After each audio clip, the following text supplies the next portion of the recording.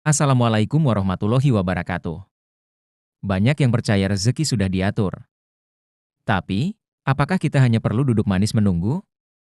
Atau ada hal lain yang perlu kita lakukan? Untuk hal itu, mari kita dengar kisah hikmah Imam Syafi'i dan Imam Maliki tentang masalah rezeki. Dikisahkan, Imam Syafi'i pernah berdebat dengan gurunya, Imam Malik, tentang masalah rezeki. Imam Malik berpendapat bahwa rezeki itu datang tanpa usaha. Seseorang cukup bertawakal saja niscaya Allah akan memberinya rezeki. Imam Malik berkata kepada Imam Syafi'i, "Lakukan saja apa yang menjadi bagianmu, selanjutnya biarkan Allah mengurus yang lainnya." Kemudian Imam Malik membacakan hadits Rasulullah yang artinya, "Andai saja kalian bertawakal kepada Allah dengan sebenar-benarnya tawakal, maka Allah akan memberi rezeki kepada kalian sebagaimana Dia memberi rezeki kepada burung di mana ia pergi di pagi hari dalam keadaan lapar, pulang sore dalam keadaan kenyang." Hadis riwayat Malik dikutip oleh Imam Az-Zarqani. Syarah Al-Muwatta, Kairo, Maktabah HTS Sakafah, 2003, Jilid keempat, halaman 394. Sementara itu, Imam Syafi'i berpendapat sebaliknya. Ia berkata, wahai guru, andai seekor burung tidak keluar dari sarangnya, bagaimana mungkin ia akan mendapatkan rezeki?" Suatu ketika saat sedang berjalan-jalan, Imam Syafi'i melihat rombongan orang yang sedang memanen anggur. Sang imam pun ikut membantu mereka, lantas ia mendapat imbalan beberapa ikat anggur dari mereka. Begitu mendapat imbalan anggur, Imam Syafi'i lantas bergegas kembali menemui gurunya.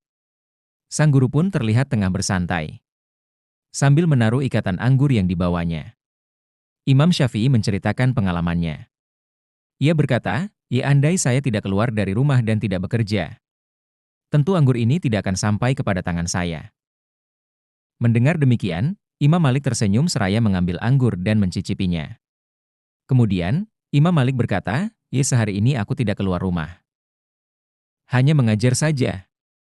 Dan sempat membayangkan betapa nikmatnya dalam cuaca panas seperti ini saya bisa menikmati buah anggur.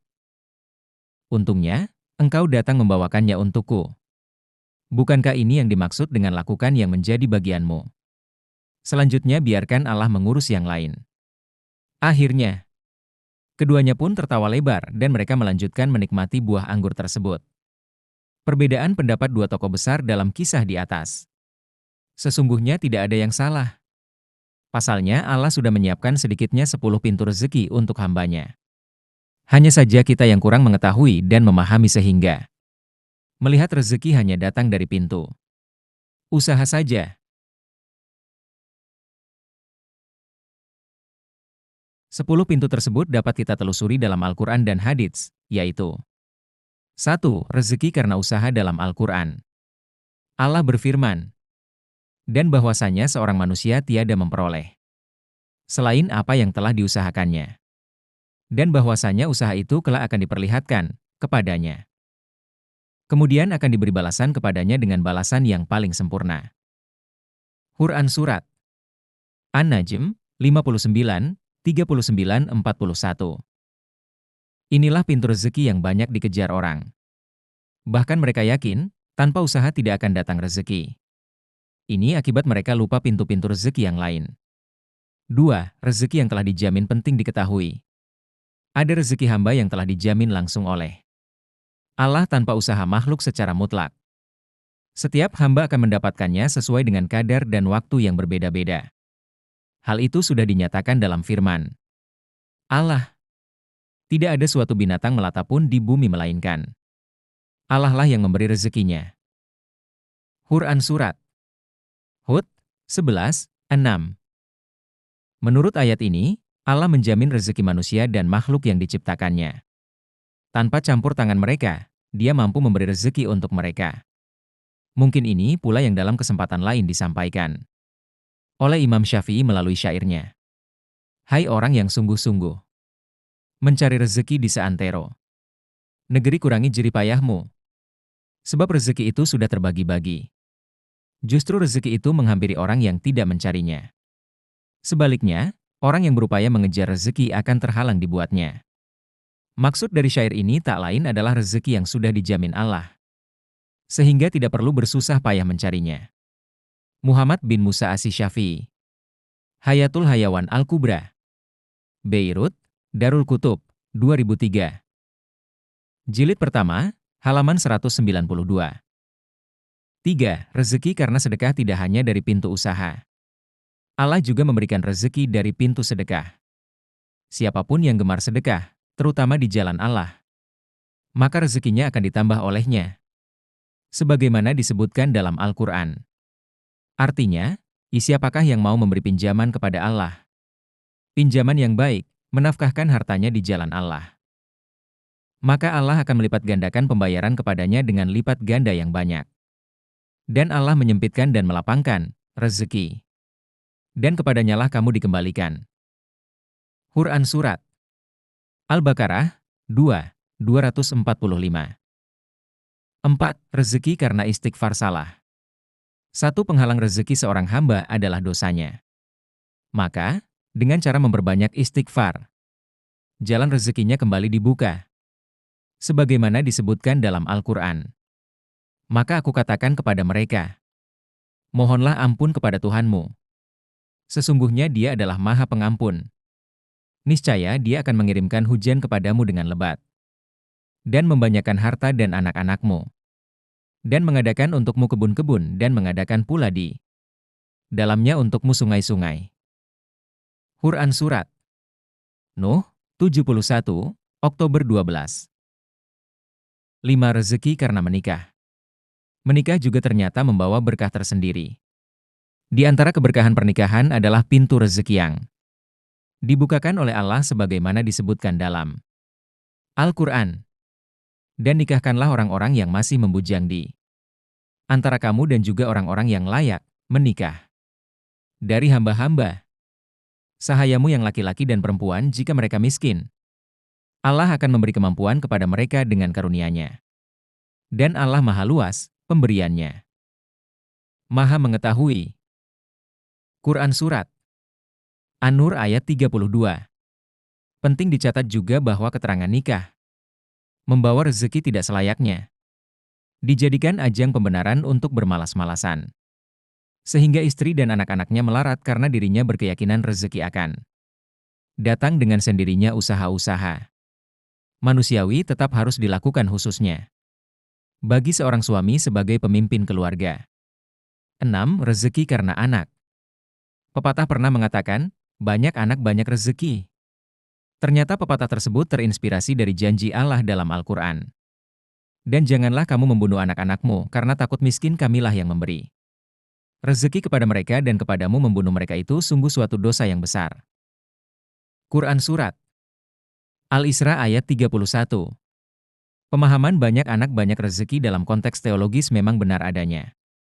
Namun seiring perkembangan zaman di mana kepadatan penduduk menciptakan problem baru, seperti meningkatnya angka kemiskinan dan pengangguran tentunya. Sepasang suami istri mesti berpikir dengan sangat matang soal anak-anak yang akan menjadi tanggung jawab mereka. Upaya dan ikhtiar manusiawi tetap harus diperhatikan dalam urusan keluarga dan rumah tangga. Jika disepelekan khawatir malah menjadi bumerang penyesalan bagi pasangan suami istri. Misalnya secara praktik ketika mendapat rezeki berupa uang seorang suami langsung mengajak istri dan anak untuk makan di restoran. Si suami pun merasakan bahagia dari sikapnya itu. Kebahagiaan itulah rezeki yang muncul dari bersyukur Allah menjanjikan dalam Al-Quran, dan ingatlah ketika Tuhanmu memaklumkan. Sesungguhnya jika kamu bersyukur niscaya Aku akan menambah nikmat kepadamu, tetapi jika kamu mengingkari nikmatku, maka pasti azabku sangat berat. Quran Surat Ibrahim ayat 7. 8. Rezeki karena silaturahmi. Rezeki bisa datang karena menjalin komunikasi dengan banyak orang dan mempertahankan silaturahmi dengan keluarga, kerabat, hingga teman dan tetangga. Rezeki melalui pintu silaturahmi pernah disampaikan Rasulullah Shallallahu Alaihi Wasallam dalam haditsnya. Siapapun yang ingin dilapangkan rezekinya dan ditangguhkan ajalnya, dipanjangkan umurnya, hendaklah ia bersilaturahim. HR. Al-Bukhari. 9. Rezeki karena taat. Takwa dan tawakal selain menjamin rezeki makhluknya secara umum, Allah juga secara khusus menjamin rezeki hamba-hambanya yang beriman, taat, takwa, dan tawakal kepadanya.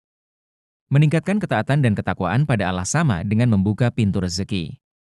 Demikian seperti dalam firman-Nya, siapapun yang bertakwa kepada Allah, niscaya Dia akan mengadakan baginya jalan keluar dan memberinya rezeki dari arah yang tiada disangka-sangkanya. Dan barang siapa yang bertawakal kepada Allah, niscaya Allah akan mencukupkan keperluannya. Quran Surat At-Talaq 65:23. Rezeki bagi hamba yang takwa dan taat beribadah juga disampaikan dalam hadits Rasulullah Shallallahu Alaihi Wasallam, "Hai anak Adam, luangkanlah waktu untuk beribadah kepadaku. Hatimu akan kuisi dengan kekayaan dan tanganmu akan kupenuhi dengan rezeki. Hai anak Adam, jangan engkau menjauh dariku. Akan kuisi hatimu dengan kemiskinan dan tanganmu akan kupenuhi dengan kesibukan." HR. Al-Hakim. 10. Rezeki karena meninggalkan dosa dan kemaksiatan. Setelah pada poin ke-9 dijelaskan bahwa rezeki dapat dicapai melalui ketakwaan, Rasulullah Shallallahu Alaihi Wasallam mengingatkan bahwa dosa yang dilakukan oleh seorang hamba dapat menjadi penghalang bagi rezekinya. Sesungguhnya seorang hamba akan terhalang rezekinya dengan dosa yang diperbuatnya. HR. Ahmad. Selanjutnya, sulitnya rezeki para pendosa. Sesungguhnya sudah diumpamakan dalam Al-Quran. Allah telah membuat suatu perumpamaan sebuah negeri yang dahulu aman lagi, tentram yang rezekinya datang kepadanya melimpah ruah dari setiap tempat. Tetapi, penduduknya mengingkari nikmat-nikmat Allah. Oleh karena itu, Allah menimpakan kepada mereka bencana kelaparan dan ketakutan.